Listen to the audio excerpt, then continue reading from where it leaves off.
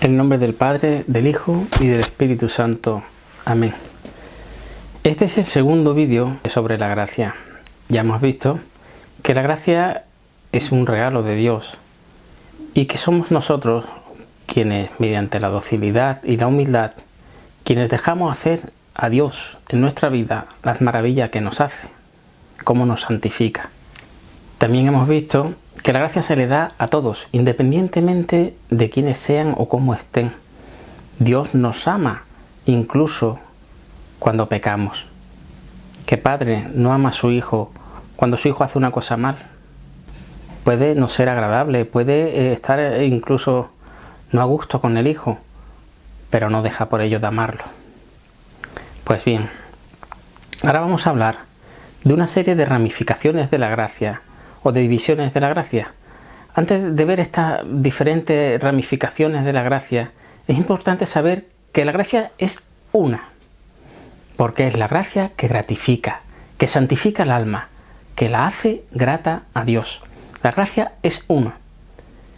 Pero el ver y comprender las ramificaciones de la gracia nos ayuda a comprender mejor la actuación de la misma y a trabajar en nosotros nuestras debilidades para que la gracia pueda actuar. Se hacen diferentes ramificaciones de la gracia según queramos aproximarnos a su comprensión. Virtudes, dones, bienaventuranza e incluso los frutos que ésta da. Veamos ahora las virtudes. Las virtudes nos las define el catecismo como actitudes firmes, disposiciones estables, perfecciones habituales del entendimiento y de la voluntad que regulan nuestros actos, ordenan nuestras pasiones y guían nuestra conducta según la razón y la fe.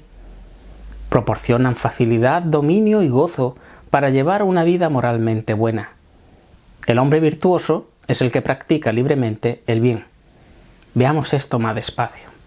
Las virtudes se clasifican generalmente en 7.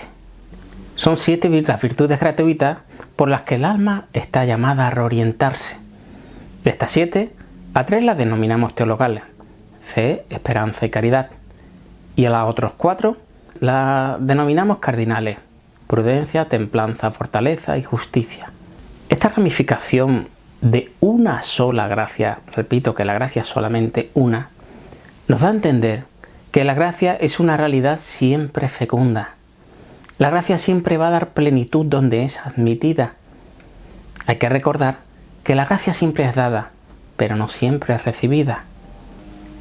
Las virtudes teologales, la fe, la esperanza y la caridad, veámosla un poquito.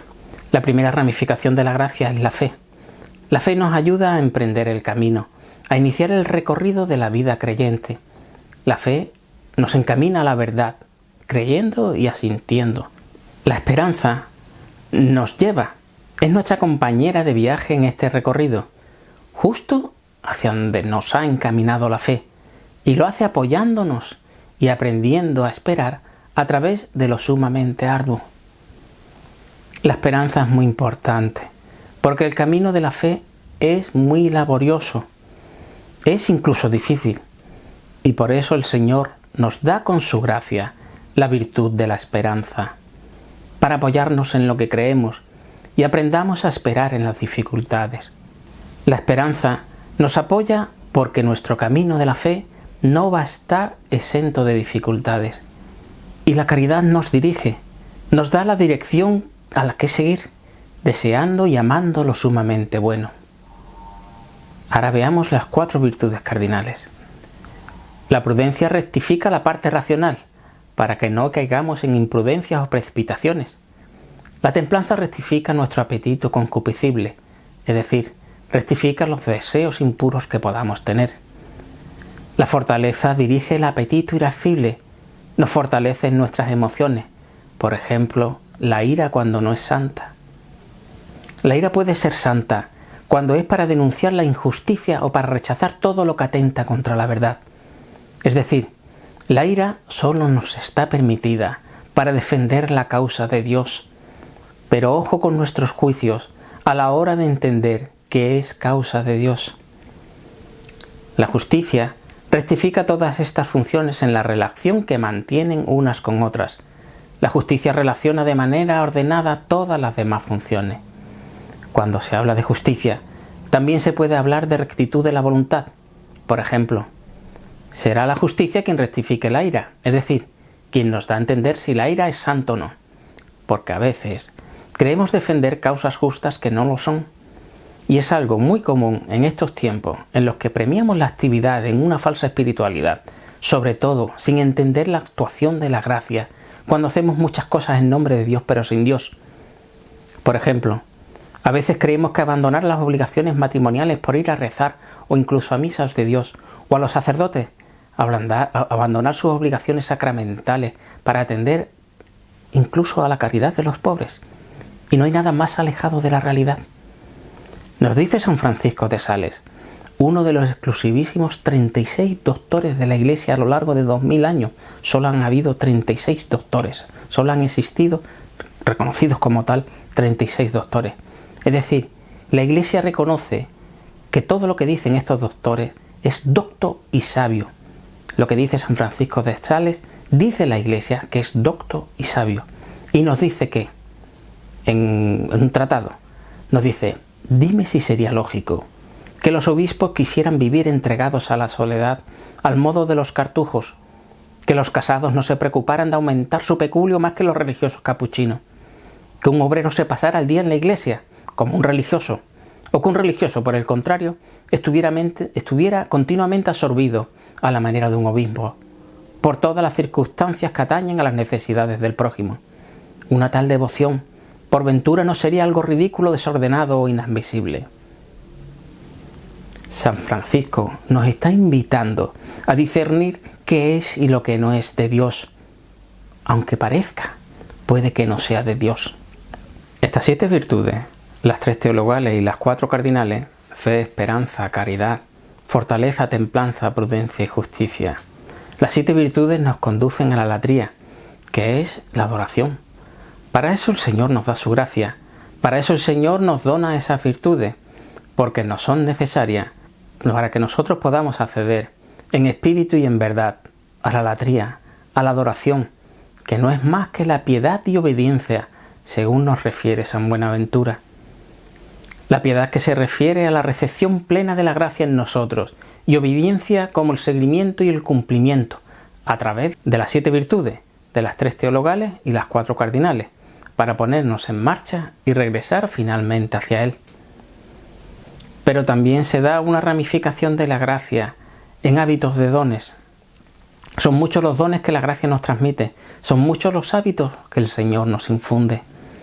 Los dones nos son dados por la gracia del Espíritu Santo y son clasificados genéricamente en 7. Lo señala el profeta Isaías cuando habla de la flor que brotó de Jesé, o sea, de Cristo. Nos dice: espíritu de sabiduría y de entendimiento, espíritu de consejo y de fortaleza, espíritu de ciencia y de piedad, y espíritu del temor del Señor. Es decir, nuestra propia alma necesita agilizarse de 7 modos. Son las 7 modalidades que están presentes en toda el alma. Modalidades que el alma necesita para agilizarse contra los vicios. En pocas palabras, nosotros necesitamos rectificarnos. Estos hábitos, dones que nos transmite la gracia, lo que buscan es enderezarnos. Y esta corrección del alma tiene que ver tanto en el parecer como en el obrar, como en el contemplar. Padecer, obrar y contemplar. Hay que aprender a padecer, a obrar y a contemplar. Es decir, necesitamos corregirnos, enmendarnos, tanto en la acción, padecer y obrar, como en la contemplación. No solo en la cuestión invisible, sino también en la visible. Para repeler los tropiezos derivados de las torceduras de los vicios, se nos han dado esos 7 dones. Se nos da el temor para reaccionar contra la soberbia, el temor de ofender a Dios, no temor ante Dios. Ya nos dice San Pablo que en el amor no hay temor. Por ejemplo, esto es lo que se manifiesta San Miguel Arcángel cuando se dirige a los ángeles que se habían revelado. Cuando San Miguel Arcángel dice: ¿quién como Dios? Lo que está expresando es temor. No le está diciendo te va a destruir Dios. San Miguel está hablando de la verdad, porque el temor, en el sentido bíblico, significa la correcta relación con Dios, obviamente a la luz de la verdad. Se nos da piedad para reaccionar contra la envidia. La piedad nos evidencia las muchas necesidades de los demás. La ciencia para reaccionar contra la ira. ¿Recuerdan ahora la palabra paciencia? Que significa capacidad de padecer o soportar algo sin alterarse. La ciencia vence la insania, la locura, el actuar por no saber. Se nos da ciencia para que la ira no nos deje ciegos. La fortaleza para reaccionar contra la pereza. Se trata de no volverse inválido para la salvación de Dios. No se trata de vagancia física, sino de volvernos inválidos para el bien. El consejo para reaccionar contra la avaricia. El consejo siempre busca la promoción del bien mayor, del bien común. El entendimiento para reaccionar contra la gula. El estómago solo puede ser refrenado por medio de un entendimiento lúdico que nos haga ver a lo que puede llevarnos el afán por devorarlo todo. La gula no solo se refiere al comer, sino a querer devorarlo todo. La sabiduría para reaccionar contra la lujuria, porque de modo profundo, la lujuria consiste en el afán de autocomplacencia a costa de los demás. La sabiduría es la que nos hace ver que los demás no pueden convertirse en objetos de mi propia satisfacción, porque eso sería quitarles la dignidad humana. El Señor nos ha dado los dones suficientes para que, convertidos en hábitos, puedan ayudarnos a levantarnos ágilmente contra los tropiezos de los vicios. Nos ha dado armas para oponernos a los vicios. Estos dones vemos que se oponen a sus contrarios, llamados pecados capitales. La vida ordinaria de Cristo, como verdadero hombre, lo que se conoce como santidad ordinaria, está basada en los dones y virtudes. Es exactamente lo que en este sentido Cristo ha vivido. Esos 7 hábitos o dones tienen el propósito de hacernos en conformidad con Cristo. Es decir, como ya hablamos antes, en el padecer, en el obrar y en el contemplar. Veamos el padecer con un caso, no por extremo inhabitual. Por ejemplo, Cristo nos enseña que no tenemos que rechazar el padecer, al contrario, porque a Cristo le mueve a padecer la voluntad paterna y también la solidez de la virtud. Cristo nos enseña que no debemos tener miedo al sufrimiento, aunque para nosotros, al menos en un sentido natural, sea algo que intentamos evitar. Cristo nos enseña que el padecer se puede llevar acompañado de estos dones y estas virtudes, es decir, que el sufrimiento también se puede santificar. El sufrimiento no tiene por qué destruirnos o llevarnos a un abismo de oscuridad, sino que también en el padecer se puede encontrar un camino hacia la santidad. Lo mismo ocurre en el obrar. Necesitamos tener agilidad para apartarnos del mal, y esto se da a través del temor. Pero también estamos llamados a ser ágiles en el bien. Al obtener esta agilidad en el bien, obtenemos la agilidad en el elegir y en el practicar. Porque una cosa es elegir el bien y otra diferente practicarlo. Es como el que compra una bicicleta para ponerse en buen estado de forma. Y otra cosa es usarla, ¿verdad? Aquí lo que vemos es que el consejo nos ayuda a elegir, pero la fortaleza es lo que nos hace practicar. Es decir, no nos sirve el consejo si no aplicamos la fortaleza. En este sentido, la inteligencia se ordena hacia la verdad, pero no basta con conocer la verdad, hay que amarla. Conocer la verdad es obra del entendimiento, amarla es fruto de la sabiduría, y amar la verdad, que es fruto de la sabiduría, es lo que nos transmite la verdadera paz, que es lo que la lujuria busca erradicar. En el contemplar es necesario que el alma se purifique, se ilumine y se perfeccione. Estas son las 3 necesidades del alma en la contemplación: purificarse, iluminarse y perfeccionarse. Para que un alma sea perfecta, antes debe iluminarse, y antes de iluminarse, purificarse. ¿Y de qué es necesario que nos purifiquemos? Del amor propio, de la malicia, de la ignorancia, de la debilidad y de la impotencia. Todo esto no es más que la herencia recibida de parte del pecado, es la basura que el pecado ha depositado en el alma humana. La iluminación Se refiere a que nosotros entendamos las obras de nuestra redención y de nuestra creación. La iluminación es lo que nos permite entender la situación real en la que estamos y la obra de Dios en cada uno de nosotros. La iluminación no es un estado mental supremo, sino el reconocimiento de la redención como obra de la gracia. ¿Y qué es la perfección? Es la plena consideración de la Trinidad. La perfección es mirar a Dios en su verdad. Para ello se requieren 3 dones facilitadores: el temor, para la debida reverencia a su divina majestad; el entendimiento, para que seamos capaces de inteligir la verdad; y la sabiduría, para gustar, saborear la vida divina. En la perfección no solo se conoce o se contempla a Dios, también se la disfruta. Por eso decía San Agustín aquello de que la verdad se saborea. Es decir, para poder saborear a Dios, es necesario primero la iluminación y previamente la purificación del alma. Es decir, la perfección es ya no tener reparos u obstáculos para la obra de Dios en nosotros. El hombre perfecto es el que ya no se opone a la santidad. Para alcanzar la santidad no es necesario hacer esfuerzos sobrehumanos, milagros, porque el santo es el mismo milagro, es el milagro mismo. Es el milagro de haberse dejado en un sentido total dirigir por Dios. La santidad implica la aceptación total de la gracia y el rechazo total del pecado. Es lo que el Señor nos decía: nadie puede servir a 2 amos. Y esto ocurre porque si nosotros no hacemos un rechazo del mal, la gracia no obra como debe. Sin embargo, el rechazo pleno del mal conduce al aprovechamiento pleno del bien.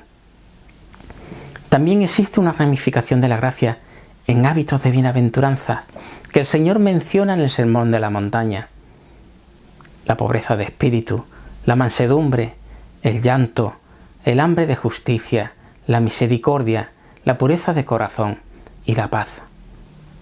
Como el mal procede de la hinchazón de la soberbia, del rincón de la malicia o de la enfermedad de la concupiscencia, o sea, del amor propio, para apartarnos completamente de este triple género del mal, son necesarias 3 bienaventuranzas.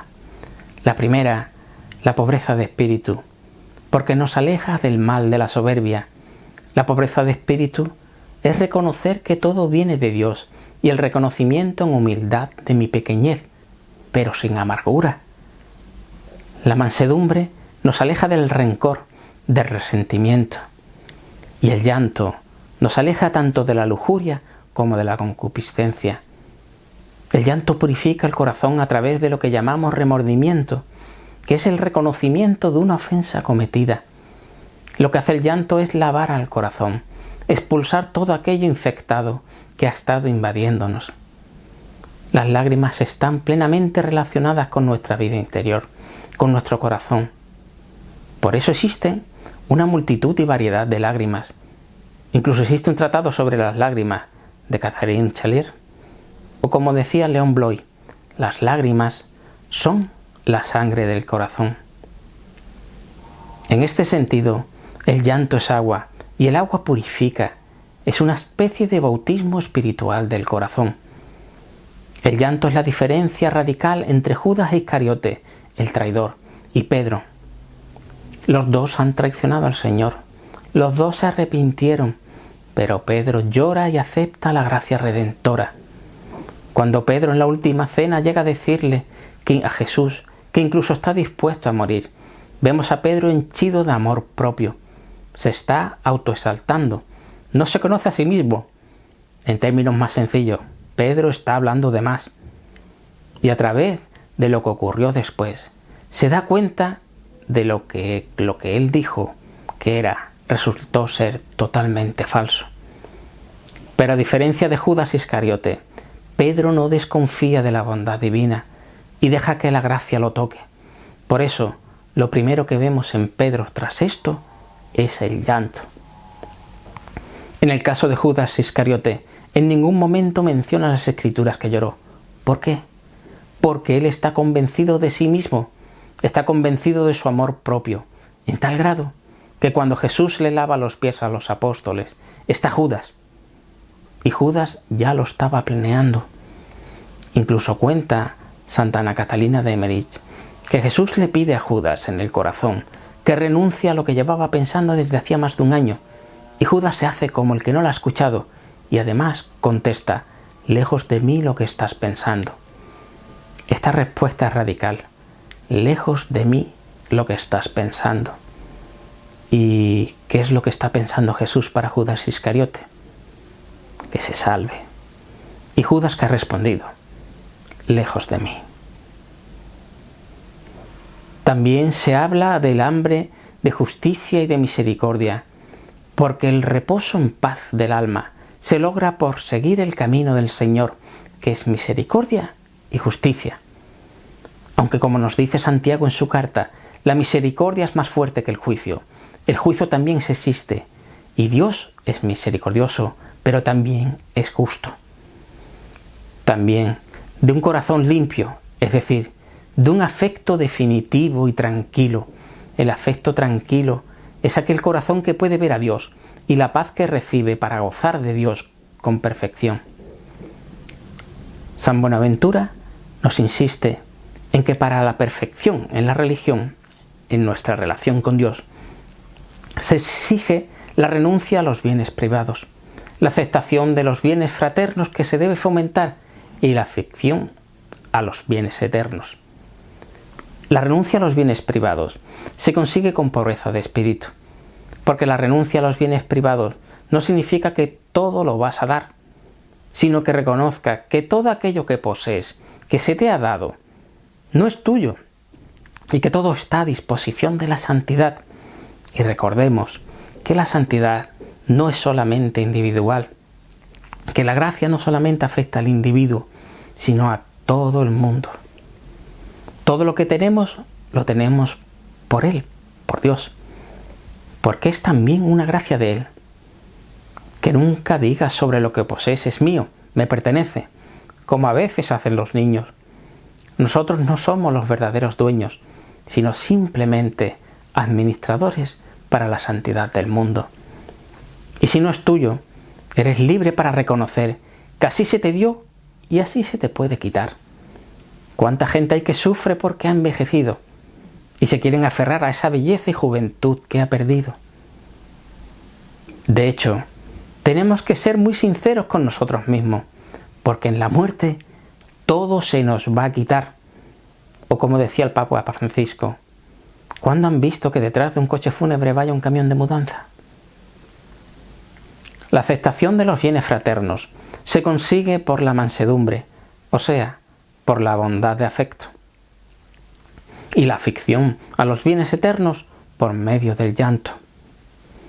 El arrepentimiento no surge por haber hecho el mal, sino por haber faltado al bien. El verdadero arrepentimiento es darme cuenta que a quien he ofendido es a Dios y a mi prójimo. Para la perfección de la santidad interior, la santidad ordinaria, tiene que haber pureza de conciencia y además tranquilidad total del alma. Esta tranquilidad total del alma no significa que la vamos a poder conseguir humanamente, sino que es la paz de Dios que sobrepasa toda comprensión humana. Es la paz que el mundo no ha conocido. Hay muchas personas que quieren arreglar sus conflictos, sus asuntos pendientes. Eso está bien, trae paz, pero eso no significa que estén en paz. Cuando una persona fallece, decimos descanse en paz, pero eso no significa que descanse en la paz mundana como la entendemos, sino que descanse según lo que Dios quiere, en lo que Dios y solamente Dios le puede dar, que es la paz. Al darnos la paz en la celebración litúrgica, lo que hacemos es, al decir la paz del Señor, es desear que el Señor te inunde con su paz. No le estamos diciendo al de al lado que estamos en paz con él, sino que le transmitimos el deseo de la paz de Dios. De ahí que la excesiva afectividad de este momento litúrgico solo contribuya a la teatralización de un gesto litúrgico. El temor nos aparta del mal y de las ocasiones del mal. El temor crea en nosotros la disposición para la pobreza de espíritu, que junto con la humildad nos aleja de todo pecado, nos alejan de la soberbia y la codicia. La soberbia y codicia, como fuente de todo mal y de todo pecado, se vencen con la humildad y con la sabiduría de la pobreza de espíritu. Es decir, primero no soy nada y segundo no tengo nada. De hecho, ya hablamos hace un tiempo de una oración para insistir en nuestra humildad, para que el Señor nos ayude en nuestra humildad, que es decir, repetidas veces, justo después de comulgar: Jesús, nada mío, todo tuyo. Jesús, nada mío, todo tuyo. La pobreza de espíritu es el cimiento de toda perfección evangélica. Por eso, el Señor en el Sermón de la Montaña comienza por lo más fundamental, por lo más esencial, la pobreza de espíritu. Es preciso construir este cimiento si queremos llegar a la cumbre de la perfección. El Señor nos lo vuelve a decir en el Evangelio de San Mateo: si quieres ser perfecto, ve y vende todo cuanto tienes. Es decir, deshazte de lo que tú crees que es propiedad tuya, o lo que es lo mismo, no te reserves nada para ti, ni incluso a ti mismo. De hecho, la caridad implica fuertemente el servicio a los demás. Nada es mío, nada me pertenece, todo me ha sido dado, incluso a mí mismo. Después, Jesús afirma: sígueme. Aquí está la humildad por la cual el hombre que se ha negado a sí mismo toma su cruz y sigue a Cristo. ¿Y cuál es su cruz? Es la negación de sí mismo en todas las circunstancias de la vida. En resumen, lo que vemos es que a través de estos hábitos de dones, hábitos de virtudes y hábitos de bienaventuranza, se nos ha propuesto la perfección evangélica, que comienza en la fe para llegar finalmente a la paz de Dios, lo que ocurrirá en el juicio final. Y nos dice San Buenaventura: y esta experiencia mística y secretísima, que nadie la conoce sino quien la recibe, ni nadie la recibe sino quien la desea, ni nadie la desea sino aquel a quien el fuego del Espíritu Santo lo inflama hasta la médula. En el nombre del Padre, del Hijo y del Espíritu Santo.